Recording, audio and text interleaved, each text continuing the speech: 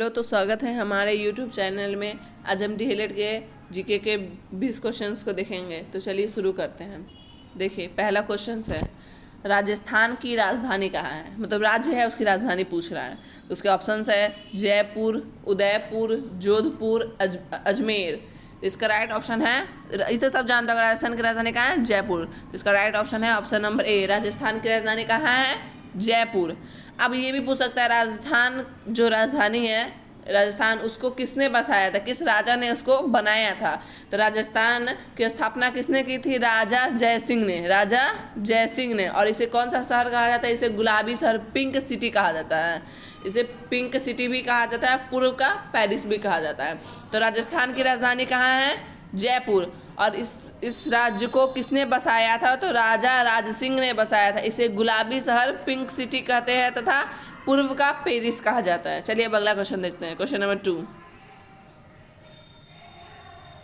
Question number 2 ये भी पूछ रहा है, राज्य राजधानी, गुजरात की राजधानी कहाँ है? तो इसके ऑप्शन है गोधरा, बड़ौदा, गांधीनगर, अहमदाबाद। तो इसका राइट ऑप्शन है ऑप्शन नंबर सी, गुजरात की राजधानी कहाँ है? Gandhinagar. Option number C, Gujarat की राजधानी कहाँ है? गांधीनगर। चलिए अब अगला क्वेश्चन देखते हैं। Question number 3।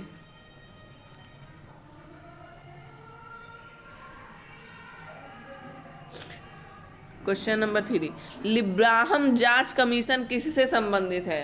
लिब्राहम जांच कमीशन किससे संबंधित है? इसके ऑप्शंस है बाबरी मस्जिद की तोड़फोड़ से, राम मंदिर के निर्माण से, हवाला कांड से, बिहार के चारा घोटाला से।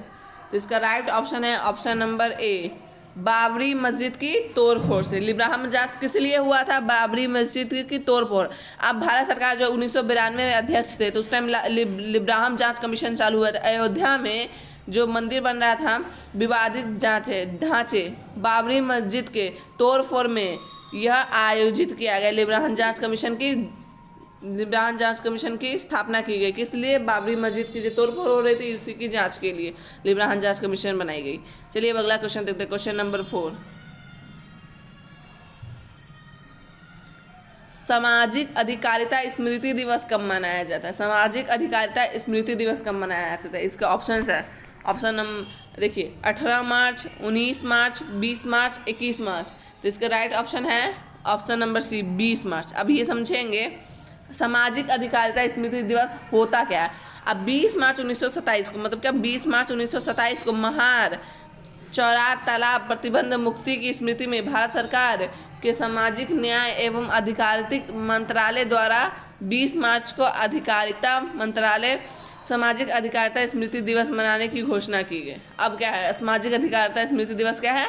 जो 20 मार्च 1927 को ही ये महार चौहार तालाब में प्रतिबंध मुक्ति के लिए स्मृति में भारत सरकार ये घोषणा किया था कि सभी लोग 20 मार्च को सामाजिक अधिकारिता स्मृति दिवस मनाएंगे। चलिए अब अगला क्वेश्चन देखते हैं। Question number 5।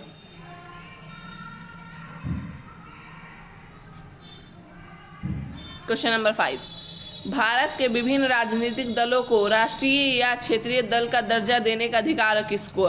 मतलब जो राष्ट्रीय दल है, जो पॉलिटिकल पार्टीज है, उसको राष्ट्रीय या क्षेत्रीय, मतलब नेशनल या स्टेटिकल दर्जा देने का अधिकार किसको दिया गया है? भारत के विभिन्न राजनीतिक दलों को, मतलब नेताओं को। तो संसद है, मतलब पार्लियामेंट को, राष्ट्रपति या प्रेसिडेंट को, चुनाव आयोग को, या सर्वोच्च न्यायालय को। तो इसका कोई भी क्वेश्चन होगा जो भी राजनीतिक दल से आएगा तो उसका कहाँ जाएगा? ऑप्शन नंबर सी में, चुनाव आयोग इसका कुछ भी करेगा। जो भी राजनीतिक दल रहेगा उसका कोई भी काम चुनाव आयोग करेगा। चुनाव आयोग जितना भी काम करे। अब यह कब बोला गया था? अब तो ये समझ में आया, भारत के विभिन्न राजनीतिक दलों को राष्ट्रीय या क्षेत्रीय दल का दर्जा देने का अधिकार किसको प्राप्त है? तो न संसद को प्राप्त है, न राष्ट्रपति को प्राप्त है, न सर्वोच्च न्यायालय मतलब हाई कोर्ट को प्राप्त है किसको? चुनाव आयोग को। ठीक। अब यह कब होता है? किस अनुच्छेद? देखिए बताया गया है अनुच्छेद 324 में। क्या बताया गया? अनुच्छेद 324 में देश का राष्ट्रपति हो या उपराष्ट्रपति हो या संसद हो, संसद का दोनों सदन, उच्च सदन, निम्न सदन, दोनों सदन मिलकर तथा राज्य विधान मंडलों में एकल अथवा दोनों सदस्यों की संख्या में संख्या में सदस्यों की निर्वाचन प्रक्रिया और तंत्र का अध्यक्षण करने एवं अन्य संबंध कार्यों के निष्पादन के लिए निर्वाचन आयोग नामक एक स्वतंत्र निकाय की स्थापना संबंधी विधेयक उपबंध किए गए। अब इस बात को समझना है, मतलब क्या, भारत के संविधान 1924 में, भारत के संविधान अनुच्छेद 324 में क्या बोला गया है कि भारत का राष्ट्रपति हो या उपराष्ट्रपति हो, संसद का दोनों भवन, उच्च सदन निम्न सदन दोनों, या विधानमंडलों में दोनों सदन में निर्वाचन करने की प्रक्रिया, मतलब किसी भी पार्टी को निर्वाचित करने की प्रक्रिया और इसका कोई भी देखरेख का काम हो तो वो कौन करेगा, वो चुनाव आयोग करेगा। समझ में? जितना भी पॉलिटिकल पार्टी का काम होगा वो कौन करेगा, चुनाव आयोग करेगा। अनुच्छेद 324 में स्पष्ट कहा गया है, मतलब अनुच्छेद 324 में कहा गया कि निर्वाचन आयोग को संसद और राज्य मंडलों के सभी निर्वाचनों के लिए और राष्ट्रपति और उपराष्ट्रपति के पद के लिए निर्वाचनों के लिए अधिवेशन, निर्देशन और नियंत्रण की शक्ति होगी। राष्ट्रपति चुनाव आयोग कोई भी काम कर सकता है, वो राष्ट्रमंडल के सभी निर्वाचनों और राष्ट्रपति के पद के लिए भी निर्वाचित कर सकता है। इसलिए निर्वाचन आयोग ही राजनीतिक दलों का राष्ट्रीय या क्षेत्रीय दल को मान्यता देता है। समझ में? जितना भी काम होगा वो कौन करेगा, चुनाव आयोग करेगा। किसी भी पॉलिटिकल पार्टी का कोई भी काम हो, क्या करेगा, चुनाव आयोग करेगा। चलिए अब अगला क्वेश्चन देखते हैं, क्वेश्चन नंबर 6।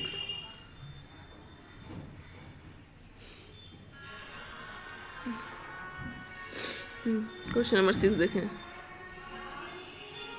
निम्नलिखित में से भारत में मौलिक कर्तव्य कौन से? अब मौलिक कर्तव्य किसे होता है?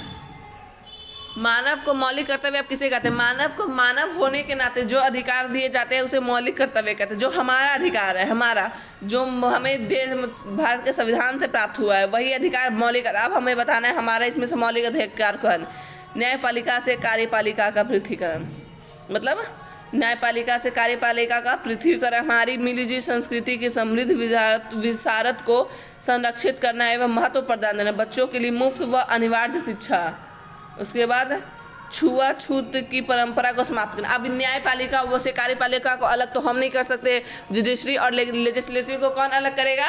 चुनाव आयोग करेगा या भारत का राष्ट्रपति करेगा, पहली बात वो। उसके बाद बच्चों के लिए मुफ्त व अनिवार्य, हम लोग तो शिक्षा नहीं देंगे, मुफ्त या अनिवार्य, तो वो कौन देगा? वो भी भारत का राष्ट्रपति ही देगा, मतलब भारत की सरकार ही देगी। छुआछूत की परंपरा को समाप्त करना। अब छुआछूत की परंपरा हम एक आदमी से मिलकर छुआछूत की परंपरा तो खत्म नहीं होगी, तो ये भी भारत का सरकार ही करेगा। लेकिन हमारे हाथ में क्या है? हमको कौन अधिकार दिया? हमारी मिली जुली संस्कृति को, समृद्ध विरासत को संरक्षित करना है महत्व। अब तो हम संस्कृति है तो उसको तो हम लोग, वो तो सरकार आके उसको साफ सुथरा नहीं करेगा, संस्कृति को अच्छे से नहीं रखेगा, वो तो हम लोग का काम है ना, से अपनी संस्कृति को बचाए रखना, अपनी विरासत को संभाल के रखना, उसको महत्व देना। तो हमारा कार्य क्या है? Option number B. हमारा कार्य क्या है? Option number B. हमारी मिली जुली संस्कृति को, समृद्ध विरासत को संरक्षित करना एवं महत्व प्रदान करना। अब जितना था वो सब भारत का काम है, लेकिन हमारा एक काम है, भारत की सरकार का काम है, लेकिन हमारा काम क्या है? हमारी जो भी संस्कृति है उसको समृद्ध विरासत करना, उसको संरक्षित करना, महत्व प्रदान करना। हमें अपने देश में कूड़ा कचरा नहीं फैलाना, अपने देश को साफ सुथरा रखना, ये हमारा काम है, मौलिक कर्तव्य हम लोगों का। चलिए अब अगला क्वेश्चन देखते हैं, question number 7।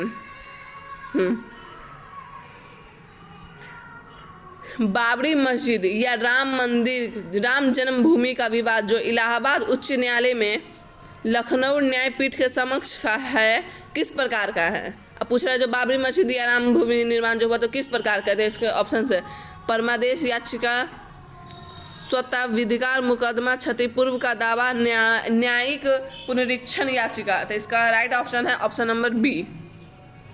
Option number B है स्वत्वाधिकार मामला। अब जो बाबरी मस्जिद था, राम मंदिर विवाद, वो इलाहाबाद उच्च न्यायालय मतलब लखनऊ में होता है। यह स्वत्वाधिकार मुकदमा का प्रकार है।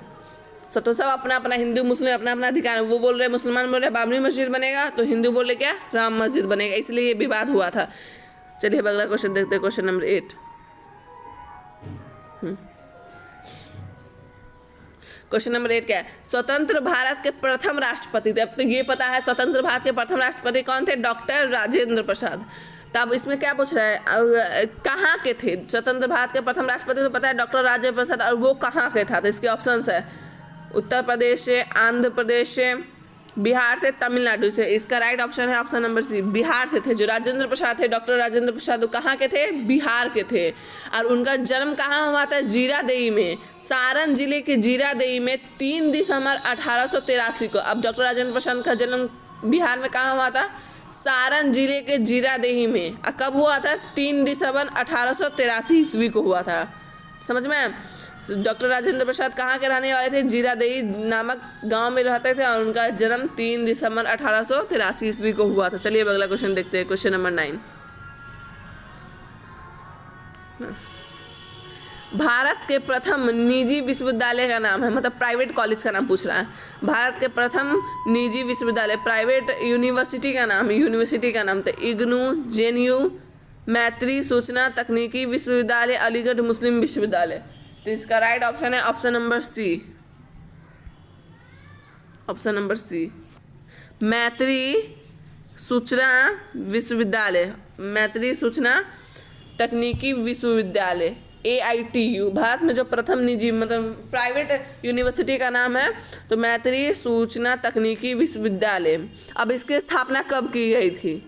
जो भारत में प्रथम निजी विश्वविद्यालय मैत्री सूचना तकनीकी विश्वविद्यालय, उसकी स्थापना कब की गई थी?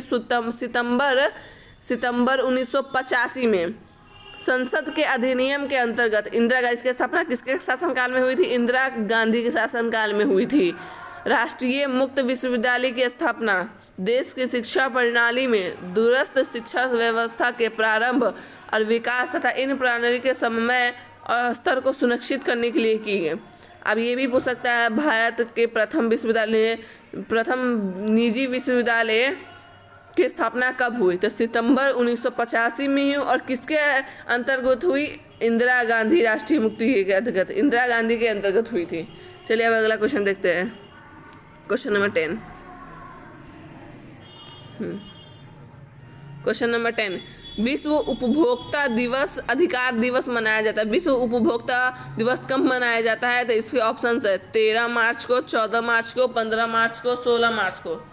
तो इसका राइट ऑप्शन है ऑप्शन नंबर सी, 15 मार्च को। विश्व उपभोक्ता दिवस 15 मार्च को मनाया जाता है। और उसके विश्व उपभोक्ता दिवस 15 मार्च को मनाया जाता है। उसके बाद 24 से 30 दिसंबर को राष्ट्रीय उपभोक्ता अधिकार सप्ताह के रूप में मनाया जाता है। अब क्या है, विश्व का पूछ दिया, विश्व उपभोक्ता दिवस कब मनाया जाता है? 15 मार्च को। लेकिन हमारे देश में राष्ट्रीय उपभोक्ता, वो विश्व था या राष्ट्रीय उपभोक्ता पूछ रहा था। 24 से 30 दिसंबर को राष्ट्रीय उपभोक्ता दिवस मना, और ये एक हफ्ता का होता है, एक सप्ताह का होता है, एक सप्ताह के रूप में मनाया जाता है। 24 दिसंबर को राष्ट्रीय उपभोक्ता दिवस मनाया जाता है। अब विश्व उपभोक्ता दिवस कब मनाया जाता है? 15 मार्च को। और राष्ट्रीय उपभोक्ता दिवस कब मनाया जाता है? 24 दिसंबर को। और ये एक सप्ताह के लिए होता है, 24 से 30 दिसंबर तक के लिए होता है। चलिए अगला क्वेश्चन देखते हैं, क्वेश्चन नंबर 11।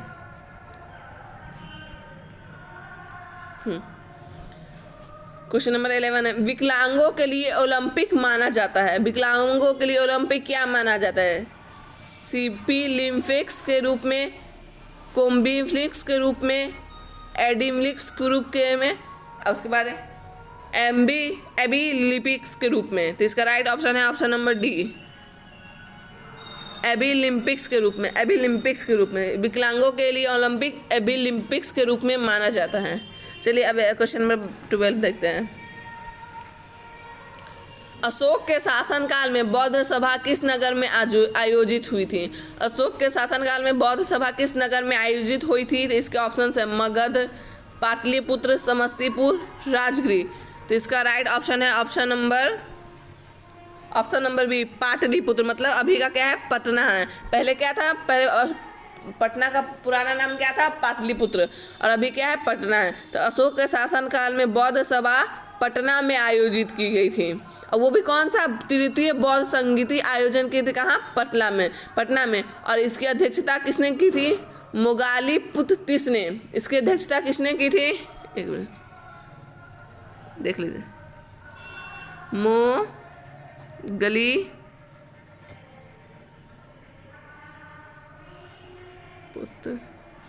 मोगली पुत्र तिस ने। मुगली पुत्तिस ने की थी। अशोक के शासनकाल में बौद्ध संगति कहाँ आयोजित की गई थी? पाटलिपुत्र में। और इसकी जिसकी अध्यक्षता किसने की थी? मुगली पुत्तिस ने की थी। चलिए अगला 30 नंबर क्वेश्चन देखते हैं। शुंग वंश के बाद किस वंश ने भारत पर राज किया? शुंग वंश के बाद किस वंश ने भारत पर राज किया?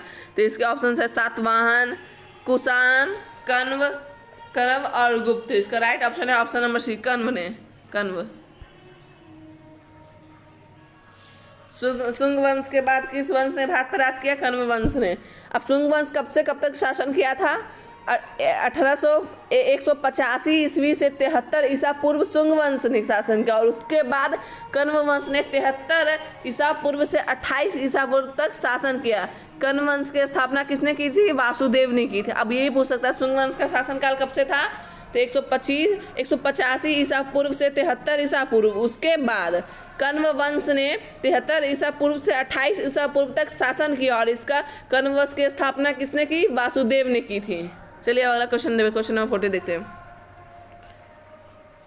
कुमार संभव महाकाव्य किस कवि ने लिखा है? कुमार संभव महाकाव्य किस कवि ने लिखा है? तो इसके ऑप्शन है बाण भट्ट ने, चंद्र बरदाई ने, हरिसेन ने, कालिदास ने।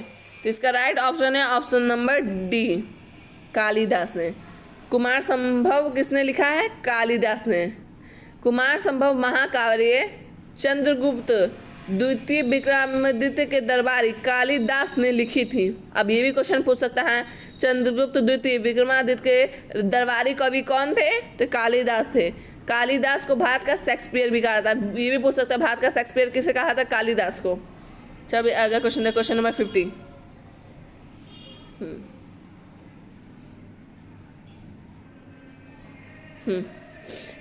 कौटिल्य के अर्थशास्त्र में किस पहलू पर प्रकाश डाला गया? कौटिल्य के अर्थशास्त्र में किस पहलू पर प्रकाश डाला गया था? इसके ऑप्शन है आर्थिक जीवन, राजनीतिक नीतियाँ, धार्मिक जीवन, सामाजिक जीवन। तो इसका राइट ऑप्शन है ऑप्शन नंबर बी, राजनीतिक नीतियाँ। जो कौटिल्य के अर्थशास्त्र में किस पर ध्यान दिया गया है? राजनीतिक नीतियों पर ध्यान दिया हुआ है।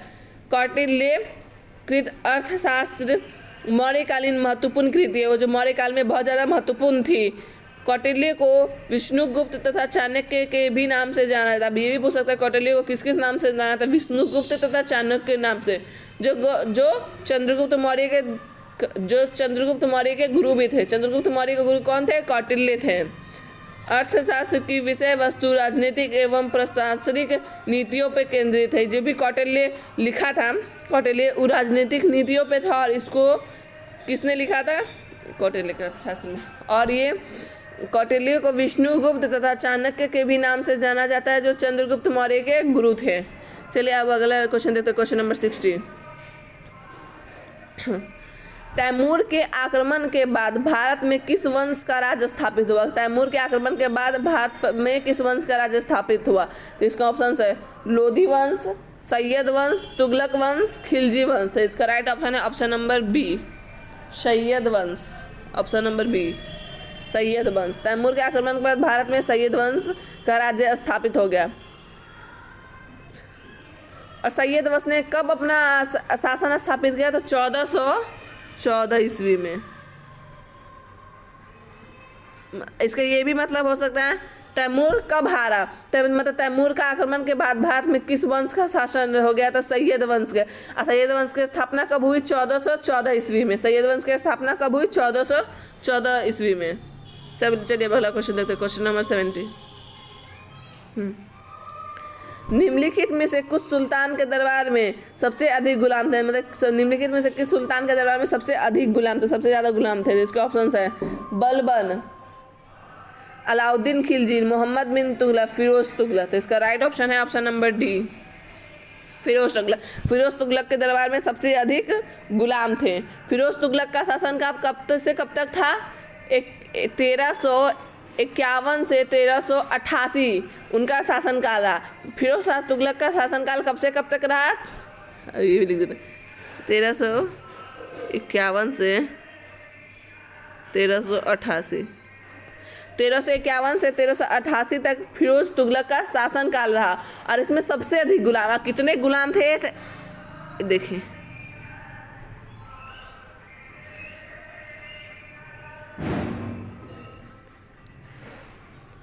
1,80,000 गुलाम थे। इसमें सबसे ज़्यादा गुलाम कितने थे? 1,80,000। ये ऐसे डॉट है, 1,80,000। फिरोज तुगलक ने दीवाने बंदगान नामक दासों के लिए एक नया विभाग भी खोला था। वो जो गुलाम थे उसके लिए एक विभाग भी खोला था जिसका नाम क्या था? दीवाने बंगान नाम से दासों के लिए एक नया विभाग भी खोला था। अब पता चल गया सबसे ज़्यादा गुलाम कहाँ थे? फिरोज तुगलक के शासनकाल में। चलिए अगला क्वेश्चन देखते हैं, क्वेश्चन नंबर 80।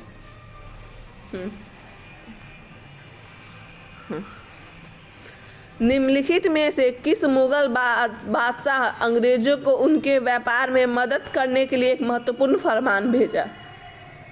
निम्नलिखित में से किस मुगल बादशाह अंग्रेजों को उनके व्यापार में मदद करने के लिए एक महत्वपूर्ण फरमान भेजा? तो इसका ऑप्शन है बहादुर शाह प्रथम, फर्रुखसियार, शाह आलम द्वितीय, बहादुर शाह द्वितीय। तो इसका राइट ऑप्शन है option number B, Farrukhsiyar. Farrukhsiyar ने ही अंग्रेजों को व्यापार में मदद करने के लिए एक फरमान भेजा था। अब ये भी देखते हैं कैसे कैसे हुआ था उस टाइम में। फर्रुखसियार थे। अब 1717 की बात है। अंग्रेजों द्वारा जॉस सरमन के नेतृत्व में एक दूत मंडल फर्रुखसियार के दरबार में भेजा गया।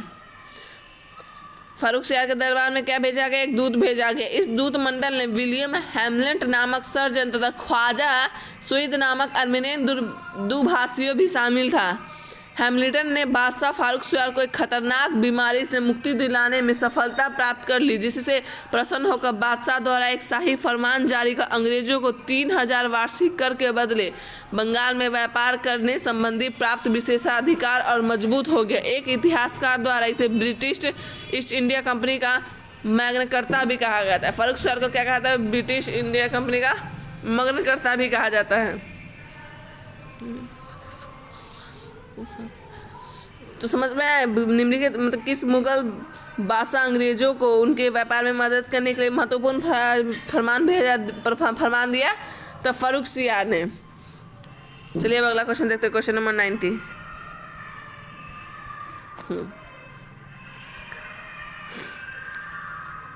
निम्नलिखित में से किस सुल्तान ने बेरोजगारों को रोजगार दिलाया? अब ये भी है, मतलब ये सुल्तान जो था बेरोजगार, जो भी जिसके पास काम धाम नहीं था उसको काम दिलवाया।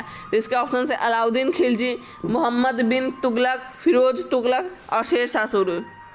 तो इसका राइट ऑप्शन है option number C, Firoz Tughlaq, जिसके दरबार में सबसे ज़्यादा गुलाम थे। उसने सभी गुलामों को रोजगार भी दिलवाया था। अब फिरोज शाह तुगलक को धर्मांध एवं असहनीय शासक मानते, क्योंकि परंतु उन्होंने रोजगार दिलाने में कई महत्वपूर्ण, मतलब बेरोजगार को रोजगार दिलाने में कई महत्वपूर्ण कार्य किए हैं। फिरोज तुगलक ने हिसार, फिरोजाबाद, जैनपुर, फिरोजपुर नगरों को बसाया। किसने? फिरोज शाह तुगलक ने बेरोजगारों को रोजगार दिलाया।